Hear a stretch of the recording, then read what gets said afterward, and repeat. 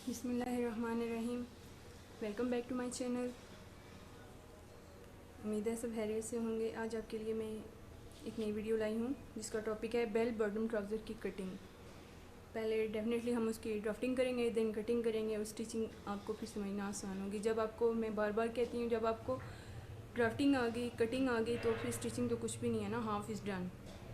तो जब कटिंग आप तभी करेंगे जब आपको ड्राफ्टिंग का पता होगा। ड्राफ्टिंग का मकसद क्या होता है कि हमने तैयार नाप लेकर उसकी लंबाई चौड़ाई सब कुछ डन करके तो उसमें हमने किस में कितना मार्जिन छोड़ना है।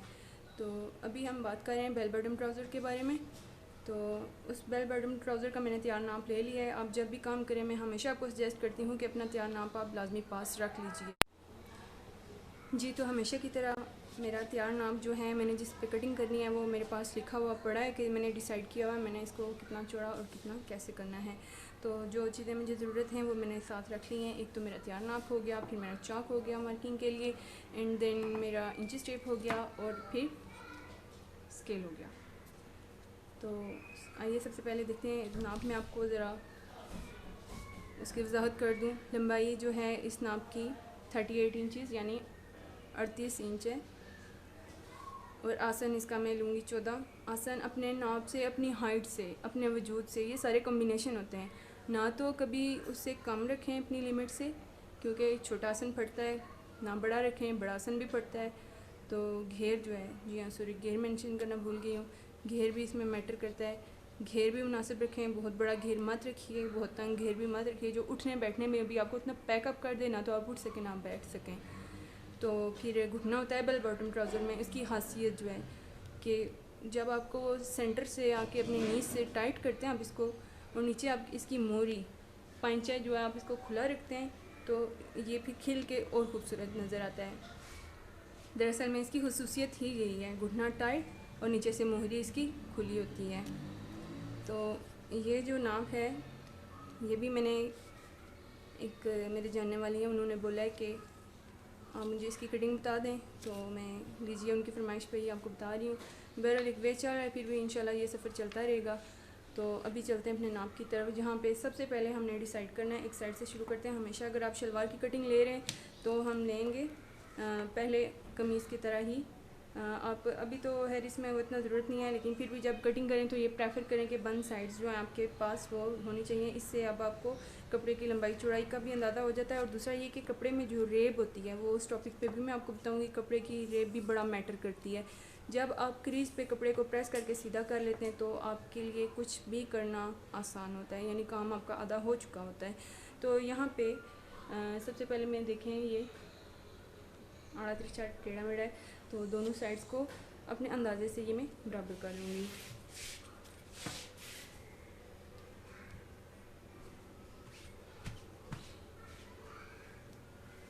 कटिंग करते हुए हमेशा खुद हिलिए, कपड़े को मत हिलाइए। जहाँ पे आपने एक बार कपड़ा रख दिया, बस कपड़े को आप वहीं पे पड़ा रहने दीजिए, खुद मूव करें, कपड़ा ना मूव करें।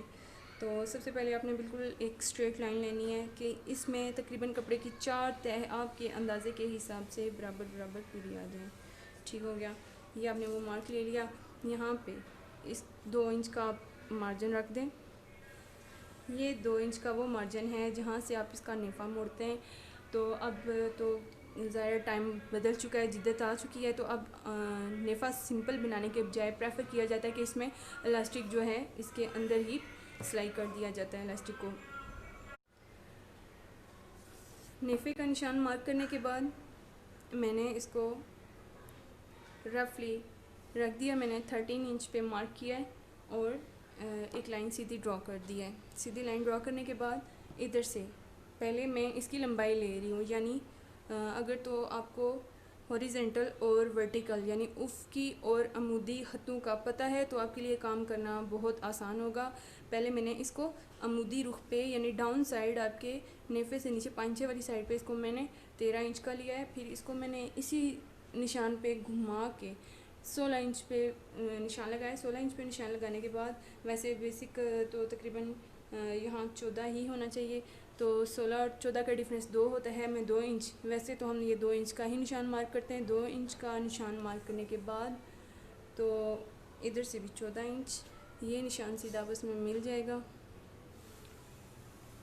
मिलाने के बाद अब आपने 2 इंच इधर से 2 इंच उधर से, अब आपने करना क्या है, इस निशान को थोड़ी सी गोलाई की शक्ल में मिला देना है। ये ट्राउज़र की, कैपरी की, पैंट की जब कटाई होती है तो ये इसीलिए होती है कि आपकी थाइज़ साइड पे कपड़ा जो है वो ज़्यादा, जो आपको एक्स्ट्रा उठते बैठते फूला हुआ गुब्बारे की तरह तंग करता है, वो कटिंग में निकल जाता है। तो इसको आप मार्क करने के बाद अब आप यहाँ से इस निशान के साथ साथ मेजर कर लें। ये आपका क्रॉच का एरिया है, यानी इसको मियानी बोलते हैं, या आसन, ये एग्जैक्ट 15 है। तो हमारे इस लंबाई पे, यानी अगर इनका नाप 38 है यानी 38 है, तो ये बिल्कुल परफेक्ट है। 15 से ज़्यादा आसन या मियानी या क्रॉच एरिया कभी भी ना रखें। ये मैंने इसका मार्जिन यानी इसका हक छोड़ के मैंने कटिंग करनी है। आप इस लाइन को मत काटिएगा, ये आपका तैयार नाप है। जब भी कटिंग करते हैं तो हम हक ज़रूर देखते हैं। ड्राफ्टिंग का मकसद जो असल है, लंबाई असल लेते हुए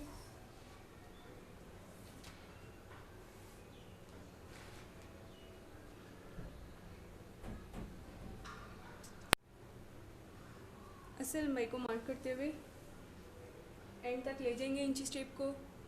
38 हो गया पूरा। अब आपने जो हमने नेफे का निशान छोड़ा था, एक्स्ट्रा वाला कपड़ा छोड़ देंगे। जो हमारा असल लंबाई का नाप है वहाँ पे इंची स्टेप रखते हुए डाउन साइड पे ले जाएंगे। तो अब इतनी लंबाई पे नाप तकरीबन 19 और 20 के दरमियान ही हमारा घुटना आएगा। तो आप 19.5 पे मार्क कर लें, सीधी लाइन खींच लें। तो अब इसका कपड़े का सेंटर लें। कपड़ा टोटल अगर यहाँ से 18 है तो वहाँ से भी ये 18 ही होगा। तो आप 18 पे निशान लगाएं। 18 का हाफ निकालें 9। यहाँ आपने सेंटर ज़रूर करना है, यहाँ आपने इस कपड़े का सेंटर निकालना है। 9 हो गया। 9 पे अब मैं इनका घुटना ले रही हूँ। मैंने इनका घुटना माना कि ये घुटना में इनका 10 प्लस ले रही हूँ। ये अब आपकी सेहत पर डिपेंड करता है कि आपका वजूद कैसा है। अगर आप भारी भरकम वजूद है आपका तो ज़ाहिर है आपको फिर घुटना आपका हेल्दी होगा, तो उसमें भी आपको कपड़ा ज़्यादा चाहिए। अगर आप दुबले पतले हैं तो ये घुटना कम होगा।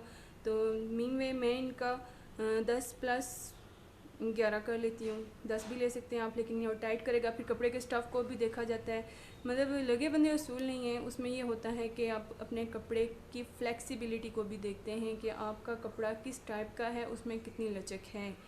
तो अभी ये कपड़ा लीलन का है तो इसमें ज़ाहिर लचक है, तो मैं 10 पे ही मार्क करूँगी।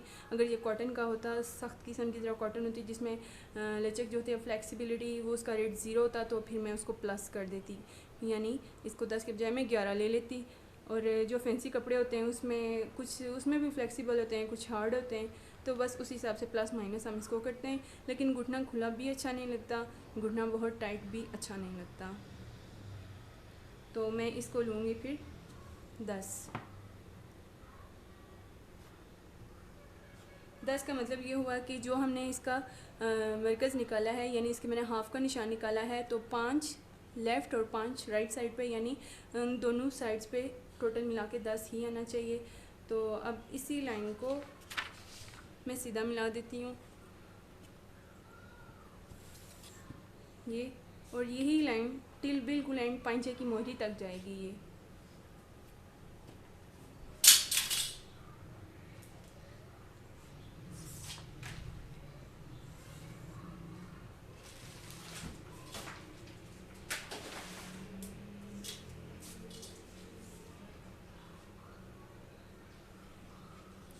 पहले हम मोहरी डिसाइड करेंगे, पंचा हम कितना रख रहे हैं। मोहरी डिसाइड करने के बाद ये आखिर फिर बेल बॉटम की हम टोटल फिटिंग डिसाइड करेंगे कि अब हम इसकी ड्राफ्टिंग कैसे करें। मोहरी इसकी मैंने मेंशन किया है 14 प्लस भी हो सकती है, माइनस भी हो सकती है, अब आप पे डिपेंड करता है। अगर तो आप इसको घर में पहन रहे हैं तो फिर बहुत खुला पंचा मत रखिए, क्योंकि हमेशा अपना ड्रेस वो डिज़ाइन करें जो कि आपको चलते फिरते बैठते उठते काम करते हुए कभी भी मुश्किल में ना डाले।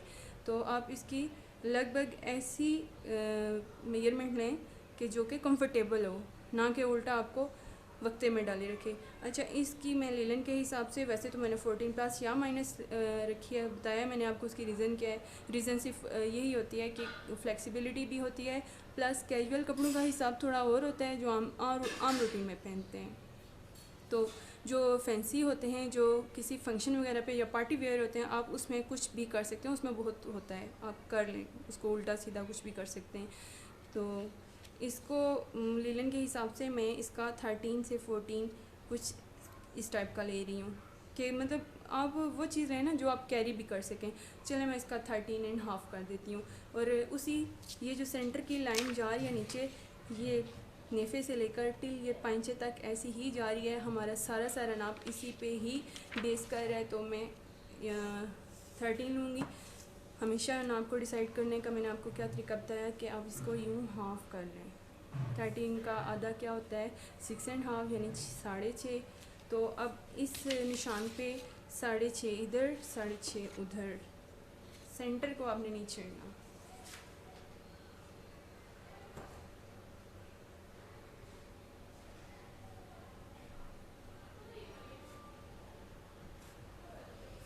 ये निशान मार्क करने के बाद अब आपने घुटने से ऊपर वाले का हिस्सा घुटने से नीचे वाले हिस्से से मिला देना है। यानी बेसिक ये कि हमारा बेल बॉटम ट्राउज़र हमारे दो हिस्सों में है।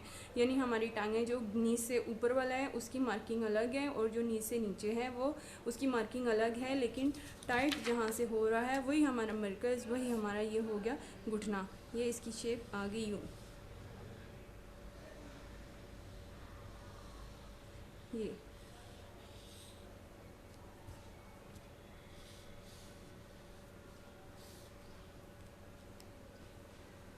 ये हो गया।